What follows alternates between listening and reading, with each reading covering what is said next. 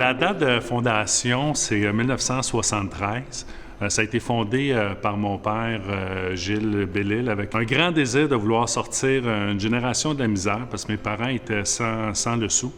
Pneus Bellil, à ce jour, on compte entre 350 et 400 employés. C'est certain, en entreprise familiale, on travaille avec son père, donc c'était naturel qu'à un certain moment donné que le transfert était pour se faire, mais on apprend tout le temps, à tous les jours. Le transfert s'est effectué quand même sur une période de 20 ans.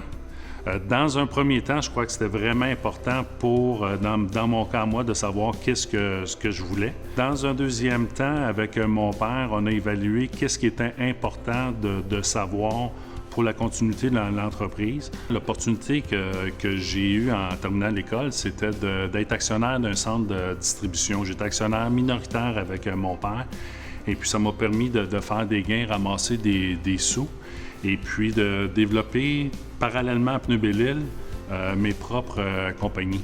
Le style de gestion de mon père, si on retourne dans les années 73, c'est certain qu'un entrepreneur qui a fondé l'entreprise a un grand désir de vouloir réussir.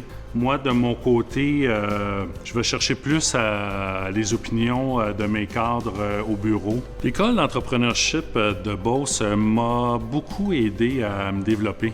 Être avec un réseau d'autres entrepreneurs de renom qui ont réussi, qui ont déjà passé exactement à le même endroit que toi, bien, le fait de pouvoir partager, ça a juste été très, très bénéfique. Je vois l'entreprise de 5 à 10 ans. Par contre, ça prend quand même une vision. On a un modèle intégré, donc plus qu'on fait d'acquisition, plus qu'on achète de magasins, bien, automatiquement, ça alimente nos centres de distribution, puis ça alimente aussi les usines de réchappage. Donc, c'est la croissance, c'est des magasins, additionner des magasins, mais tout en étant meilleur dans ce qu'on fait à tous les jours. J'ai la chance d'avoir 4 enfants avec de bonnes têtes, des bonnes valeurs.